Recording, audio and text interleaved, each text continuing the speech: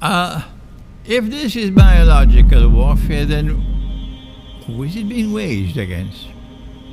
What is the end of this warfare? Our Prophet, Allah's blessings be upon him, he prophesied as only a prophet could prophesy.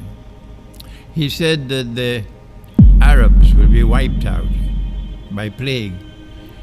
That's the old word. The new word is epidemic. He said the Arabs will be wiped out with plague, that they would die the way sheep die. And those who have the capacity to connect the dots, to be able to penetrate the reality of what is unfolding now, would realize that this is perhaps the beginning of what will eventually culminate with the destruction of the Arabs, prophesied by Prophet Muhammad ﷺ. And that in the same way that the Quran spoke of a shadow, that's right, a shadow. Surah Al-Mursalat.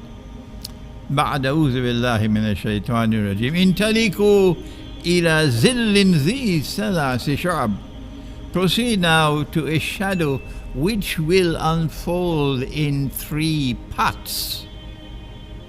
And when we looked at political history, we spoke about Pax Britannica and then a Pax Americana which replaced it. And then we anticipated that it will culminate, it has not as yet culminated, with a Pax Judaica.